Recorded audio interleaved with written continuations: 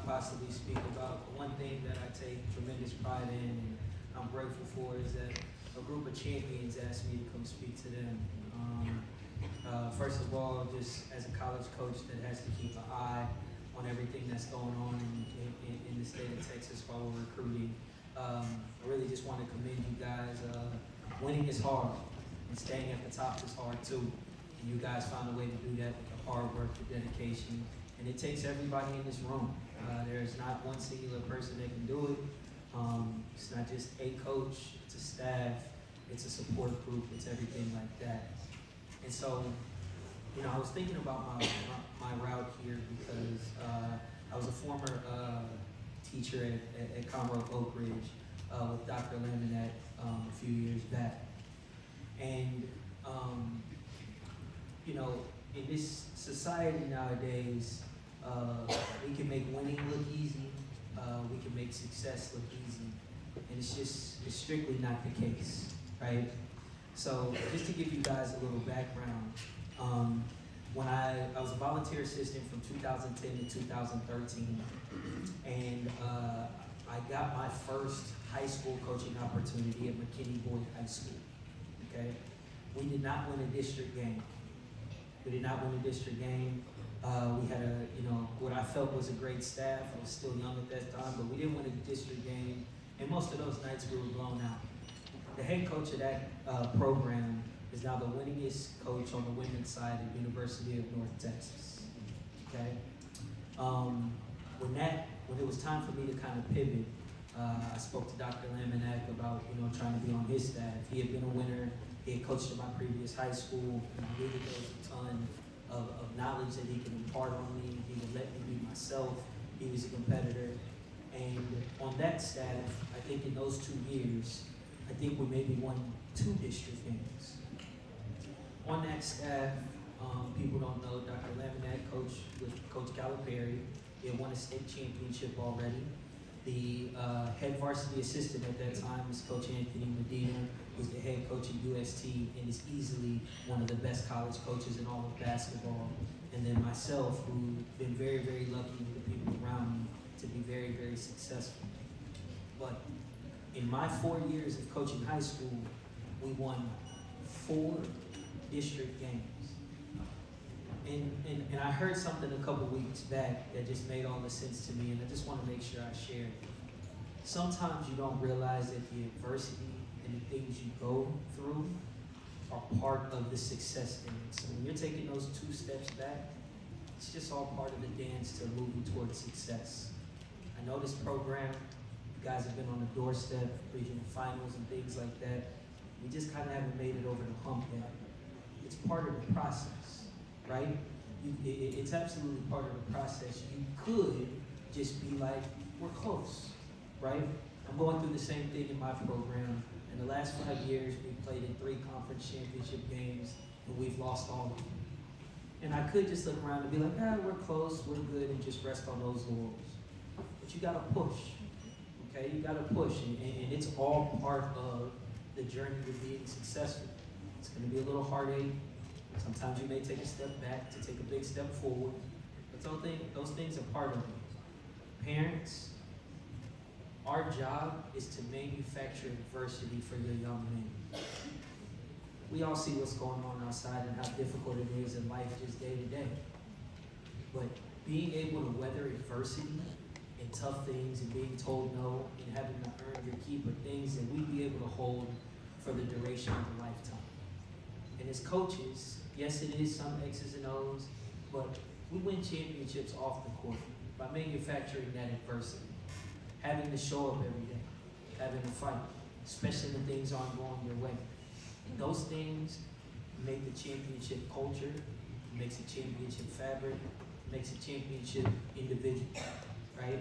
And so when I wanted to come talk to you guys today, I just wanted to let y'all know, you guys are close. Stay with you, okay? Adversity is part of it, all right? And sometimes that first group has to lay the foundation for the second group. They may not see all the fruits and spoils of that labor, but they know intrinsically that they helped get that done. And I can tell with just the tradition, with everybody here, a lot of people that love the program, the people at the helm. You guys are in great hands and you guys are close. Please never run from the adversity. It's part of it. Please know that it's not about you, it's about that person sitting next to you. And if you can keep those things in your mind, I think you guys will be in really, really great shape. I didn't want to say too much. This is absolutely not about me or anything else, but just as a coach, as a college coach that's looking at programs, I'm telling you, Coach Stevens, this is one of the top programs in the state of Texas. To be a part of it is a blessing. To go through the ups and downs of it is a blessing. And I'm really, really looking forward to see what you guys do in the future. Thank you so much for having me. It doesn't matter what level you're at, Coach of the Year is Coach of the Year, and I'm learning from you too, and I can't wait to continue to keep watching. Thank y'all so much.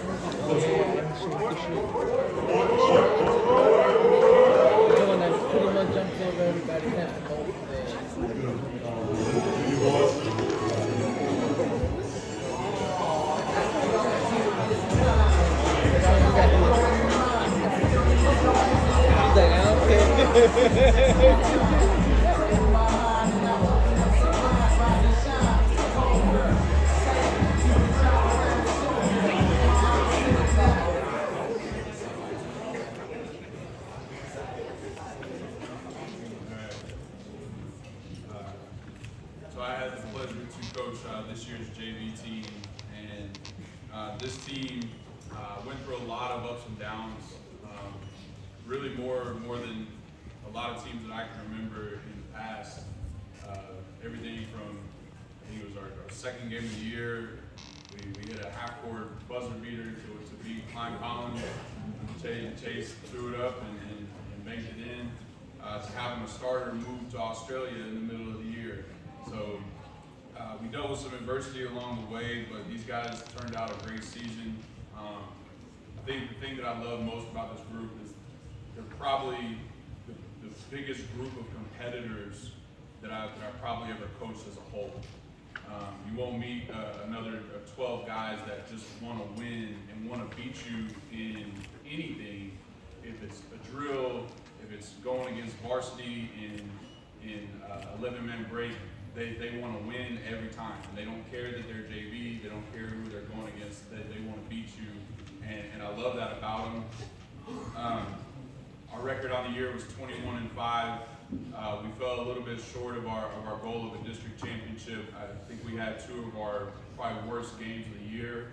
They just happened to be the two most important games of the year in terms of getting that done.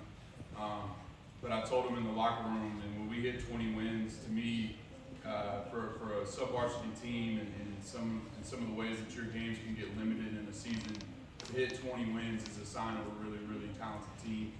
And these guys made it all the way to 21, and so they have a lot to be really proud of. And I was really happy that I got to coach these guys, and I'm excited for what some of them are going to continue to do moving forward in our program. All right, the first player we have is Brody Liswick.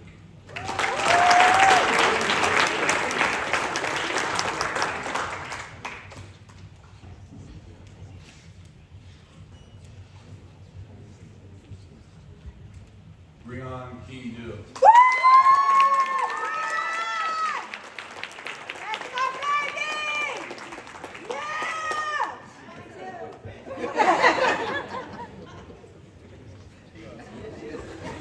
Ethan Butler.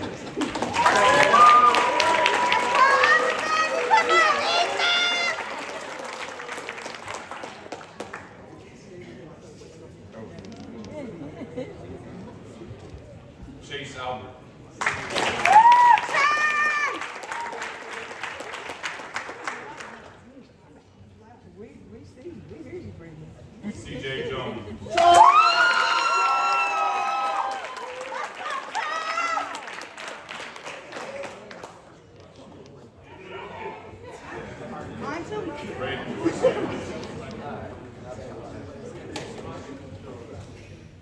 Keaton Davis.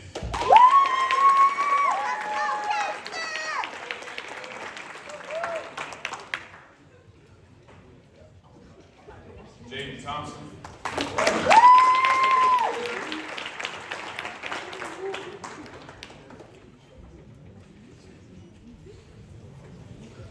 Trey Bowman.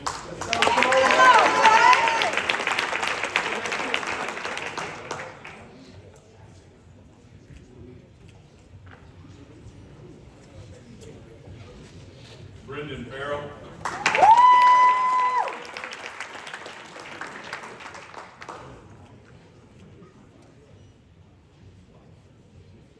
Jaylar Turner.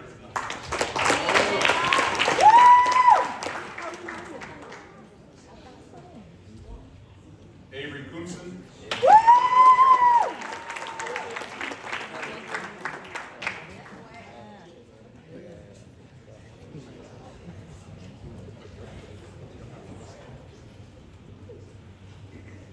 Luca Baker.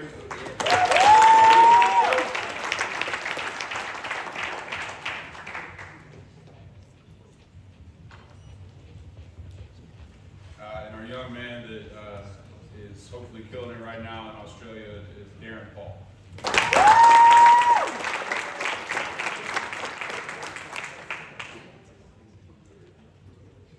All right, our defensive player of the year this year for JV was Mr. Kingston Davis.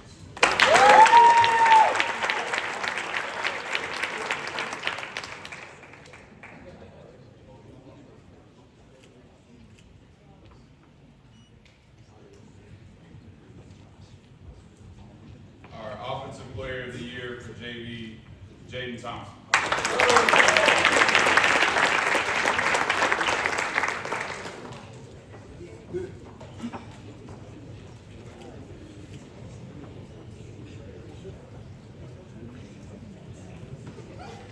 And then our Growl Award, to echo Coach Bose's sentiments, this is my favorite award that we give out every year to young men who just represent everything it means to be a Grizzly and shows the characteristics that we value not only in our program but in our school community. And this year for JV, the Growl Award goes to Luca Baker.